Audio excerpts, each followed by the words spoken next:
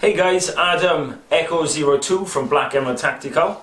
Today I'm going to be talking about a custom gas blowback gun that I have built. As you know, everyone's into upgrading and modifying their guns these days.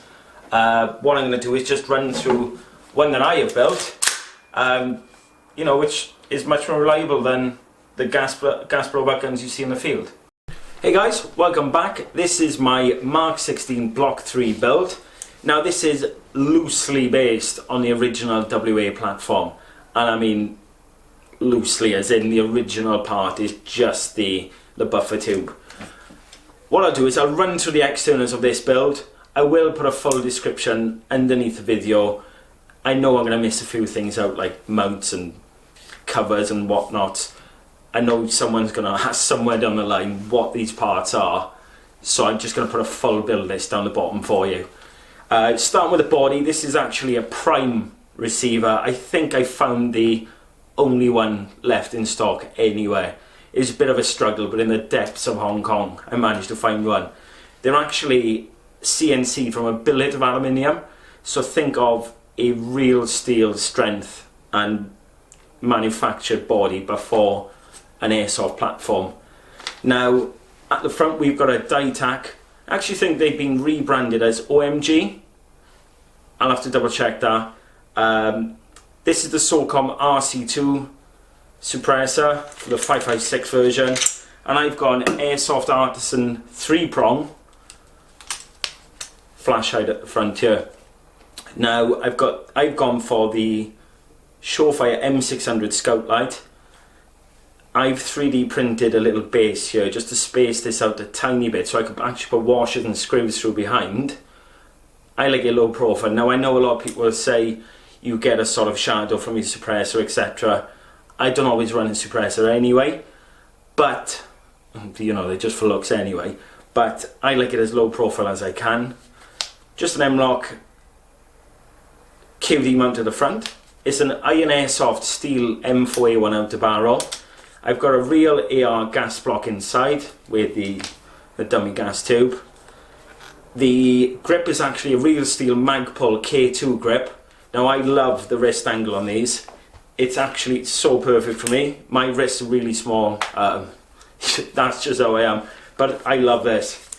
The actual buffer tube is the GMP WOC. The stock is a B5 system style copy. Stock. I've gone for the Angry Gun airborne charging handle. This is an Iron Airsoft backup sight. I rarely use these. And I've got the T2 by Ace One Arms on the original American Defense base here as well. So what I'm going to do is I'm going to crack this gun open. We'll go a little bit closer up so I can show you what I've done inside to make this gun perform so well.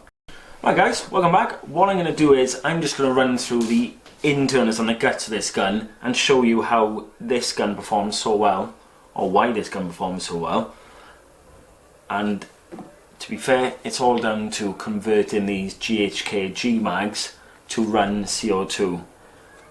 It's called the Devil Hunter mod. Now I will do a separate video on this because I know a lot of people on the forums have asked me what have I done to my mags. I'm going to do a completely separate video showing you step by step how to convert these mags to take liquid CO2. I'll just show you this now. Fill up your mags just like green gas but with liquid CO2. Starting with the lower receiver. Now the internals of this are all steel. The hammer, bolt catch, mag release, the valve knocker, the trigger, selector, they're all steel. Auto sear is steel. Most of these parts are Iron Airsoft. Now, they're sort of getting hard to find these parts. There are many still out there. I stocked up on a few of these when I found them in stock, just in case anything did ever happen. Because I love this build so much, I don't want to be not able to find any parts. The actual buffer and spring, they're Vipertech. Now, I don't know where to get these anymore.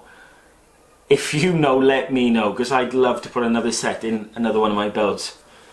Now, the hop-up and barrel, the barrel itself is a ZCI, I think it's a 6.02.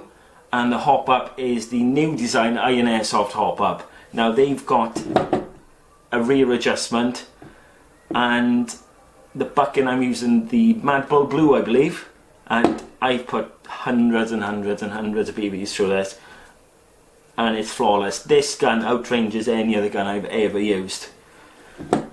Now going on to what has caused a lot of controversy on the WA page when I put this up. I'm running an Inokatsu bolt. It's a steel bolt with the rear counterweight. I've got the RATEC or RATEC aluminium nozzle. The internals are actually RATEC as well. And what I've had to do is, because running the CO2, the end pass inside the actual nozzle, it actually kept snapping. So I reached out to an engineering place, and they actually lathed me the screw and adjustment part, and that's inside there now, and this can actually take the pressure of the CO2. Right guys, so that's the Mark 16 Block 3 build. Now, like I say, I have loosely spoke about this. I will be listing everything in the description. Anything else that you do want to know about, just drop us a message. Follow us on the socials, I'll get back to you. What I'm going to do is I'm just going to chuck a mag in now. It's 100% clear before anyone starts saying anything. And please like and subscribe.